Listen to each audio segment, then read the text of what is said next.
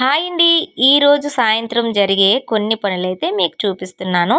పిల్లలు కావాలన్నారు కదా అని మా అమ్మగారైతే చికెన్ టిక్కాలైతే వేస్తున్నారు. వాటికి కావాల్సిన ప్రాసెస్ మొత్తం అంతా మీ ముందే కొన్ని ఛానల్స్ ఉంటూ ఉంటాయి కదా! వంటలు ఎలా ప్రిపేర్ చేస్తారో ఏంటని మాకు కొన్ని ఏమైనా తెలియాలనుకుంటే అవి చూస్తూ మేమైతే చేసేసుకుంటాము. ఇంకా పిల్లలు అడిగినవైతే వెంటనే చేసేస్తున్నారు. అయిపోతున్నాయి. ఏంటంటే వీళ్ళకి తినాలనిపించుకునేవైతే పిల్లలే హెల్ప్ చేసేస్తారనమాట.